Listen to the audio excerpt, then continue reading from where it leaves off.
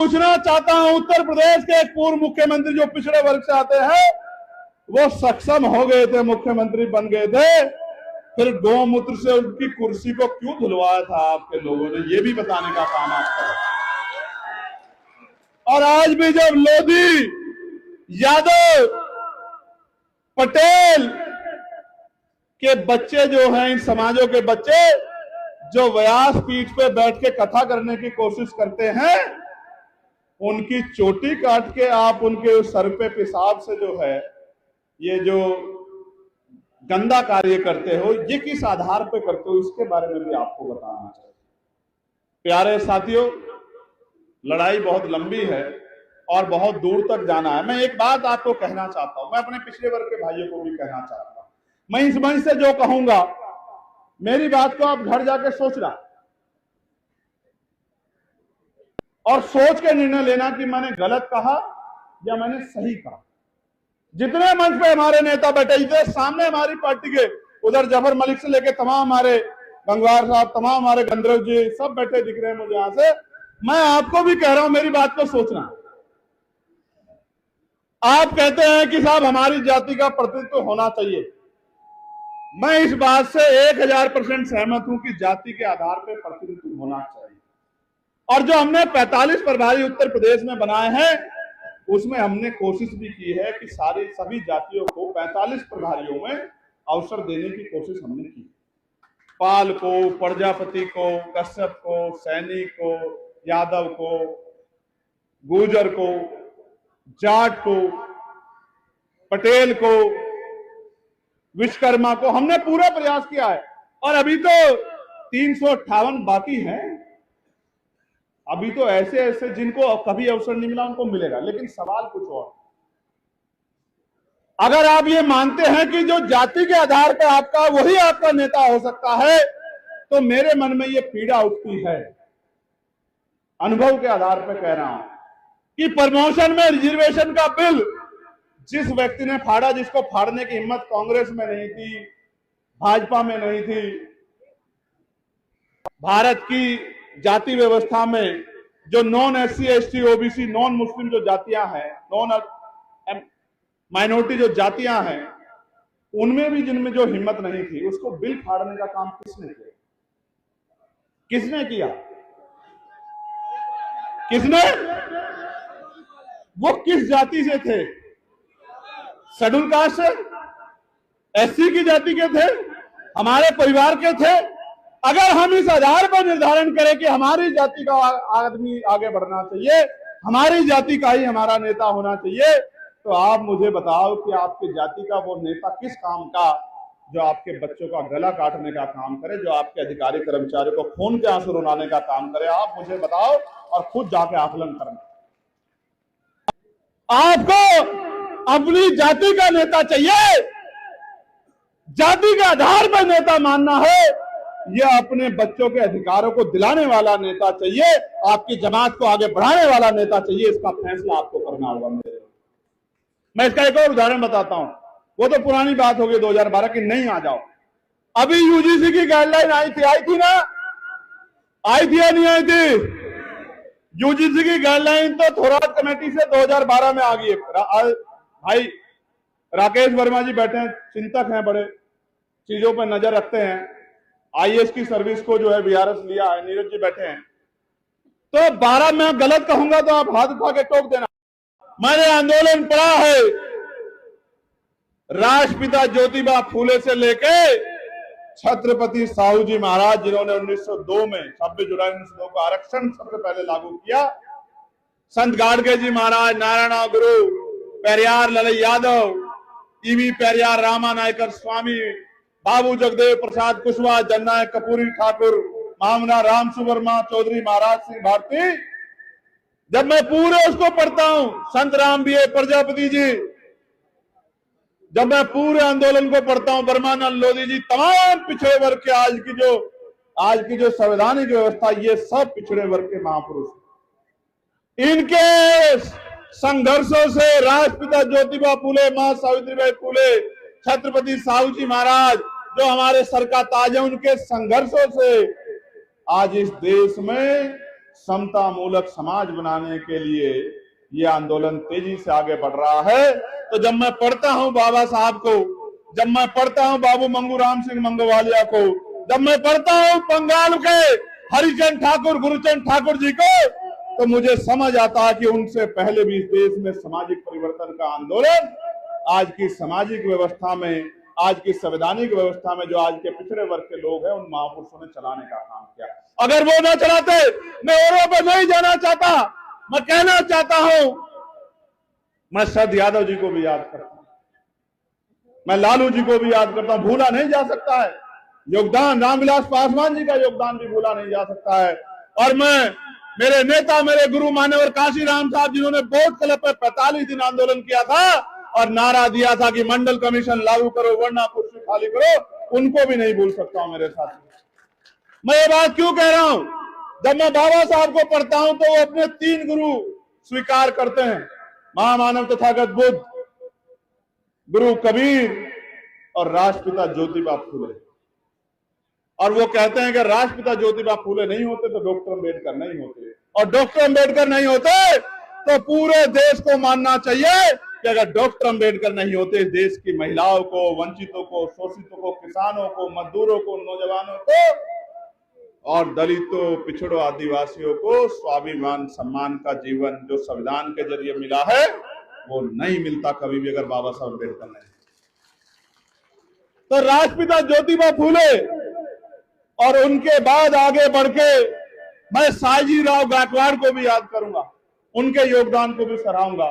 हम जातिवादी वाले लोग नहीं हैं, जिसने भी 1 इंच हमारे लिए कदम बढ़ाया है हम हर उस समाज का सम्मान करेंगे, कभी पीछे नहीं हटेंगे। इस बात का मैं आपको इस मंच से विश्वास दिलाता। प्यारे साथियों,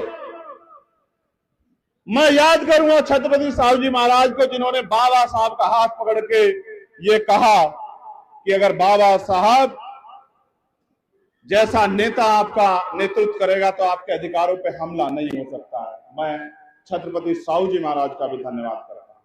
बस इन बच्चों को मैं आग्रह करूंगा, यहाँ जो हमारे नेता खड़े हैं वो गैर जिम्मेदार होकर दिखा रहे हैं, इनकी वजह से व्यवस्था नहीं हो रही है। इनको समझना पड़ेगा कि जो काम इनको दिया गया है वो इनको करना ही करना है। ये नहीं कि बस एक बार के बाद इधर काम में लग जाओ, उधर काम में लग जाओ, ऐसे नहीं बनती ये बात। और आज मैं आपको भी धन्यवाद करूंगा कि जिस मांग के लिए कोई खड़ा नहीं हो रहा था, मैं मंडल कमीशन पे जाऊंगा, उस मांग को पुनः पूरा कराने के लिए ये आजाद समाज पार्टी भीम आर्मी के बहादुर योद्धा आज डट के खड़े हैं, जिनमें बहुत बड़ी संख्या दलितों, पिछड़ों, आदिवासियों की है, मुसलमानों की है। मैं इनको भी बहुत बहुत धन्यवाद करूंगा कि ये घर से निकल के यहां तक आए।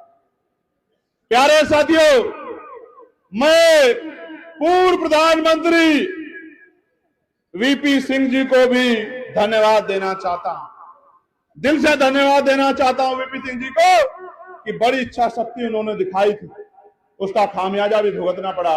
और खामियाजा ये है कि जिस समाज में वो जन्मे थे वो समाज उनको नेता नहीं मानता, और जिस समाज के लिए उन्होंने काम किया वो उनको जाति के आधार पर नेता नहीं मानता, वो दोनों तरफ पिस गए।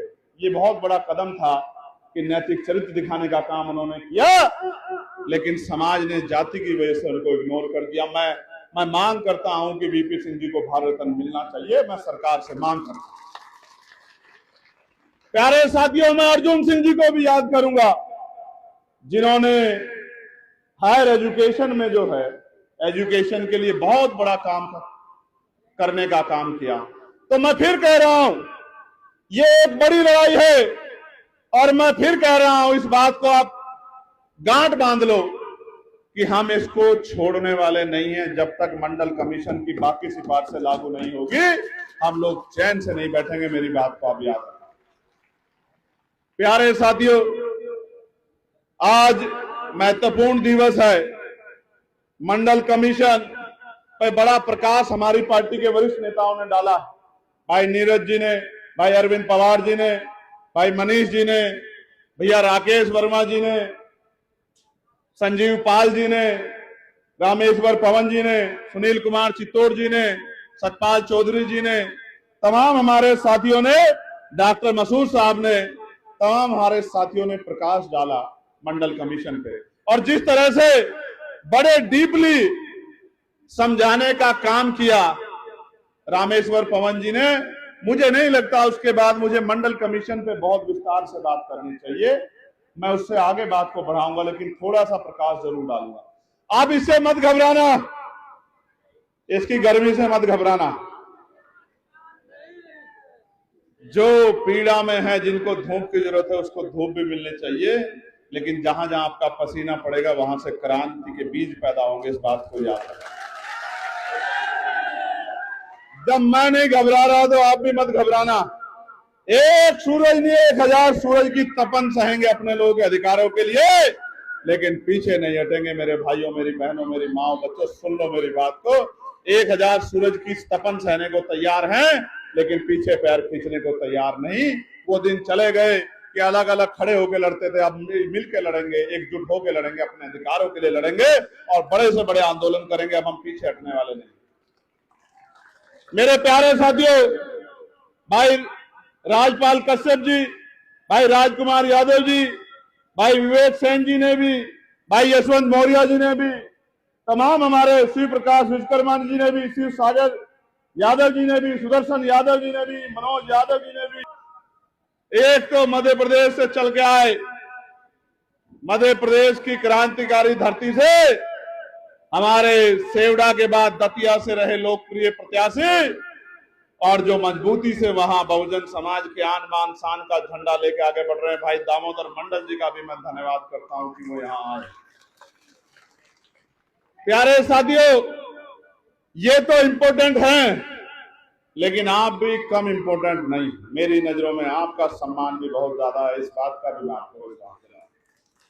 मैं लखनऊ की पूरी टीम का,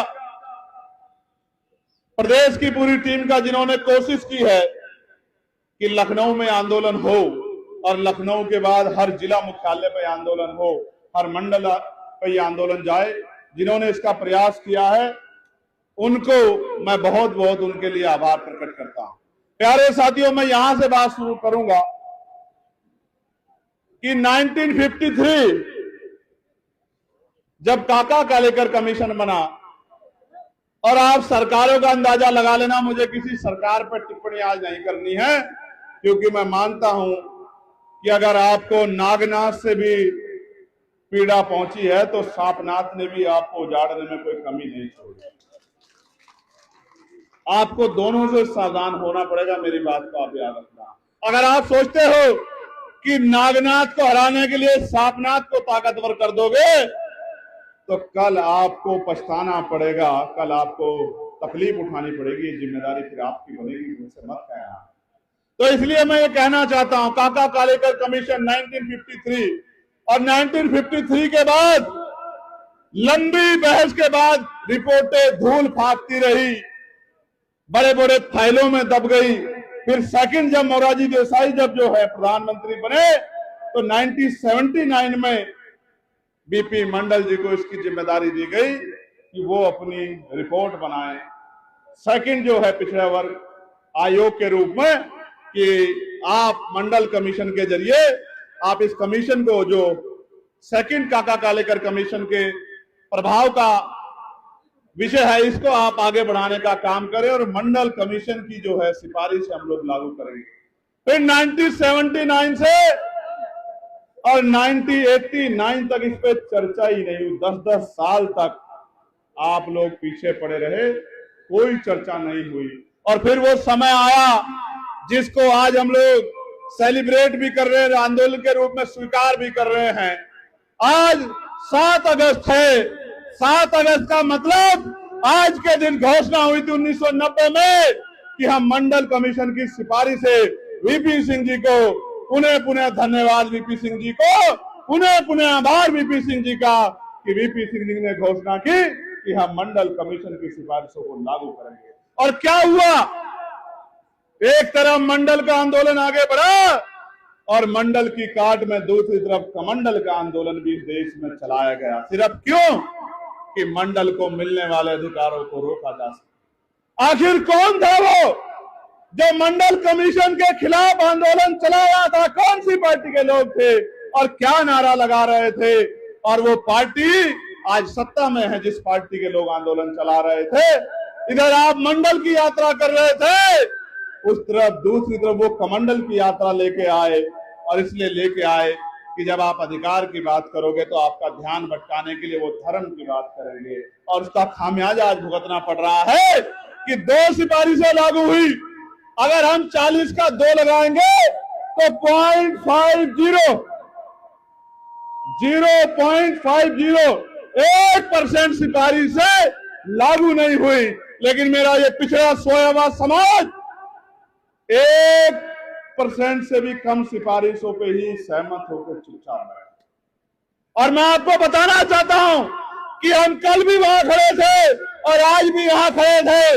हम उस दिन भी कह रहे थे कि मंडल कमीशन की सिफारिशें लागू करो वरना कुर्सी खाली करो, और हम आज भी कह रहे हैं कि मंडल कमीशन की सारी सिफारिशें लागू करो वरना कुर्सी खाली करो। ऐलान के साथ कह रहे हैं मेरे साथियों, बहुत जिम्मेदारी से इस बात को कहना चाहता हूं। आज वो भी बोलते हैं जो 10% आर्थिक आधार पर आरक्षण चुपचाप ले लेते हैं, वो भी आरक्षण को गाली देते हैं। मैं उनको भी कहना चाहता हूं, अगर इतना बुरा है आरक्षण और अगर इससे अयोग्य लोग आते हैं तो आप उसका विरोध करते कि हम ईडब्ल्यूएस को किसी कीमत पर स्वीकार नहीं करेंगे। एक तरफ 10% ईडब्ल्यूएस लेते हो और दूसरी तरफ आरक्षण को गाली देते हो कि हमारे लोगों का मनोबल गिर जाए। मैं आपको बताना चाहता हूं, इस देश का बजट जनता के टैक्स के पैसे से बनता है। ये देश की सरकारें जनता के टैक्स से पैसे चलती हैं। सरकार के हर इंस्टीट्यूशन में हम अपने हक हिस्सेदारी लेके रहेंगे। इस बात को मैं ऐलान करने के लिए आज लखनऊ की धरती पर खड़ा हूं। मेरी बात को आप याद रखें। और मैं आपको प्राइवेट सेक्टर पे भी अपनी बात रखूंगा प्यारे साथियों, कि प्राइवेट सेक्टर कैसे बनता है। जब मैं डिमांड की बात करूंगा तो प्राइवेट सेक्टर के बारे में भी बताऊंगा। मुझे बड़ी हंसी आई, कल हमारे प्रधानमंत्री जी लाइव आए और लाइव आके बोले, हेलो फ्रेंड्स,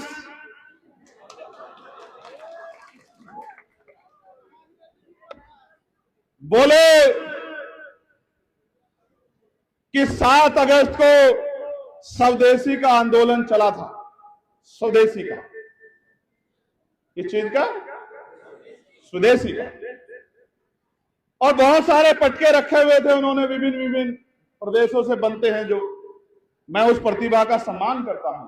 कहा कि हम हैंडलूम दिवस मनाएं, लेकिन एक बार ये नहीं बोले कि जिस मंडल कमीशन की सिफारिशों को लागू करवा के रहूंगा नारा देके आप 2014 में आए थे और बार बार मंचों से कहते थे कि मैं पिछड़े वर्ग से आता हूं। एक बार नहीं बोले कि उन पिछड़े वर्गों के दिल में जो जख्म है मंडल कमीशन की सिफारिश से ना लागू होने के, उस पे भी मैं कुछ बोल जाऊं, बिल्कुल चुप रहे। प्यारे साथियों, स्वदेशी की बात करते हैं और चाइना से माल लाके सरदार पटेल जी की मूर्ति बनाते हैं। मैं इनकी कथनी करनी में बड़ा फर्क है मेरे लोगों, ये बात हमको समझनी। मैं आपको बधाई देता हूं, आप भी मंच के लोग सुन लो, आपको बहुत बधाई। अब 80 करोड़ से बढ़ के सस्ते राशन लेने वालों की संख्या पिछले 2 सालों में बढ़ के 81 करोड़ हो गई। आपको बहुत बहुत बधाई। देश विकास के रास्ते पे है, देश प्रगति के रास्ते पे है, गरीबी खत्म हो रही है, जीडीपी बढ़ रही है। और सच ये है कि पिछले 2 साल में 1 करोड़ लोग गरीब हो गए हैं। अगर आपको मेरी बात गलत लगती हो तो आपको आंकड़े पढ़ लेने चाहिए। इन आंकड़ों के आगे धर्म की चादर लगा के ये देखने नहीं देंगे। मैं तो पार्लियामेंट में हूं, कमेटियों की मीटिंग में जाता हूं, वही सुनता हूं कि साहब एफसीआई की मीटिंग थी कि सर हम 81 करोड़ लोगों को सस्ता राशन दे रहे हैं। और डूब भरने की बात यह है कि वो चावल और जो गेहूं दे रहे हैं, अगर आपने वो चावल और गेहूं देख लिया तो आपको सीमेंट और रेत अच्छा लगेगा, वो चावल और गेहूं बुरा लगेगा। मेरी बात को आप याद रखें। प्यारे साथियों, मंडल कमीशन ने क्या दिया? मंडल कमीशन ने डॉक्टर दिए, इंजीनियर दिए, वकील दिए, जज दिए, आईएएस दिए, आईपीएस दिए, जो कुर्सियां आपसे दूर रखी गई थी, जिन कुर्सियों को आप छू नहीं पा रहे थे, वो कुर्सियां आपके कदमों में लाके पटक दी। ये मंडल कमीशन ने आपको दिया। और ये मंडल कमीशन संविधान की उस भावना के कारण आया जो संविधान के आर्टिकल 340, 15(4), 16(4) में दिया गया है। यानी कि संविधान की मूल भावना ये थी, संविधान के अनुच्छेदों की मूल भावना ये थी कि अंतिम व्यक्ति के हितों की भी रक्षा होनी चाहिए। यही संविधान की 5वीं अनुसूची आदिवासियों को जन जंगल जमीन में हक अधिकार देती है, उनको ताकत देती है। यही संविधान आर्टिकल 330, 331, 32 SC/ST के लोगों को पॉलिटिकल रिजर्वेशन देता है लोकसभा विधानसभा। यही हमारा संविधान आर्टिकल 19 हमें फ्रीडम ऑफ स्पीच और फ्रीडम ऑफ एक्सप्रेशन देता है और राइट टू प्रोटेस्ट देता है। और यही संविधान के आर्टिकल 25, 26 हमें धार्मिक आजादी देता है। दलितों, पिछड़ों, आदिवासियों, बौद्धिस्टों, जैनों, सिखों, मुसलमानों को अपने धर्म को मानने, अपनी पूजा अर्चना उपासना करने की इजाजत देता है। यही संविधान है जो सब कुछ देता है, यही अवसर की क्षमता देता है और यही इन बड़ी बड़ी सरकारों से लड़ने की हिम्मत देता है। इतना महान संविधान है हमारा। प्यारे साथियों, जब मंडल कमीशन के लिए आंदोलन चल रहा था और उसके विरोध में भी आंदोलन चल रहा, तब तो मैं बहुत छोटा था, उसमें शामिल नहीं हो पाया। लेकिन अब मैं आपके आशीर्वाद से दिखने लगा हूं। अब मैं आपको विश्वास दिलाता हूं, अब की बार जब चर्चा होगी और अधिकार मिलेंगे तो 40 में से 38 नहीं मिलेंगे, 38 में से 39 तो मिल सकते हैं, 40 में से 38 नहीं मिलेंगे। मेरी बात कर रहा है, संख्या भले ही लोकसभा में हमारी कम हो, सड़क पे संख्या कम नहीं है मेरे लोगों, सड़क पे संख्या हमारी है।